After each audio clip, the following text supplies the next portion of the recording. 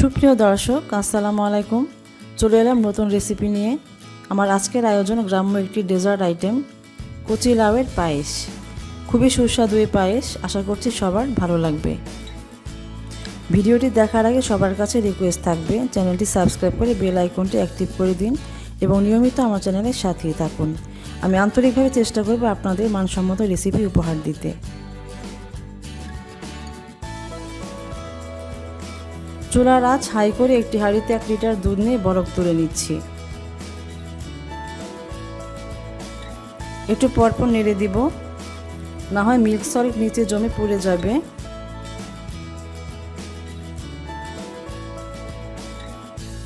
দিয়ে দিচ্ছি একটি তেজপাতা, 4টি এলাচ একটু ফাটিয়ে নিয়েছি, 2 টুকরো দারচিনি,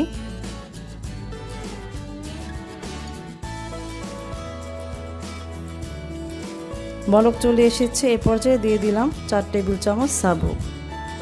সাবু দিলে পায়েসটা দেখতে সুন্দর হবে, খেতেও বেশ ভালো লাগবে। আপনারা না চাইলে স্কিপ করতে পারেন, শুধু লাউ দিয়েও পায়েস হবে। চুলার আঁচটা এখন থেকে শেষ পর্যন্ত মিডিয়াম থাকবে, নাড়া বন্ধ করা যাবে না, একটানা নাড়তে হবে। 4 ভাগের 1 চা চামচ লবণ দিয়ে দিলাম। লবণ কিন্তু মিষ্টিটাকে ব্যালেন্স করে। সর ভেঙে নিয়ে দুধে মিশিয়ে নিচ্ছি।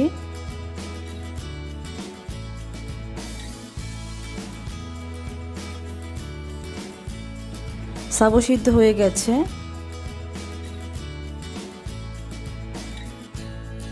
এখন লাউ কুচি দিয়ে দিচ্ছি। এখানে প্রায় 3.5 কাপ লাউ কুচি আছে। লাউ কিন্তু অবশ্যই কুচি হতে হবে, তা নাহলে আসল স্বাদ পাওয়া যাবে না।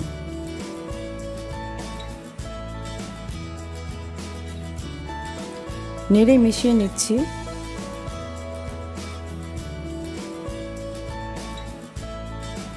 দুধ অনেক ঘন হয়ে মালাই হয়ে গেছে, লাউ সিদ্ধ হয়ে গেছে।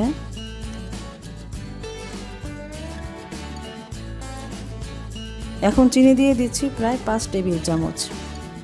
পারফেক্ট মিষ্টি করতে গেলে চিনির এই পরিমাণটা ঠিক আছে, তবে মিষ্টির পরিমাণটা সম্পূর্ণ আপনাদের উপর।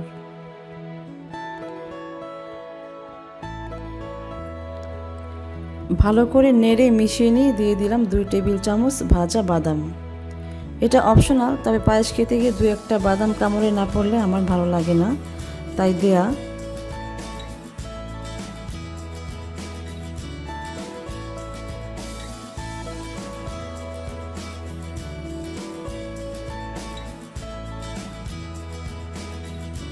পায়েস প্রায় হয়ে এসেছে।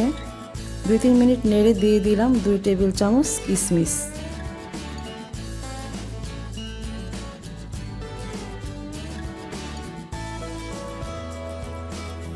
এখন আর 2-1 মিনিট নেড়ে নামিয়ে নেব।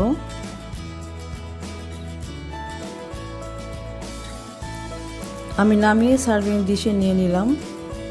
রিয়েলি অনেক মজা হয়েছিল পায়েসটা।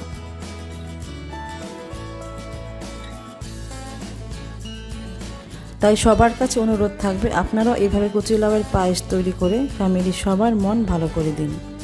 আর আমাকে দিন একটি লাইক, কমেন্ট করে উৎসাহিত করুন, শেয়ার করে দিন অন্যদেরও। সবার মন ও শরীর অনেক ভালো থাকুক। আল্লাহ হাফেজ।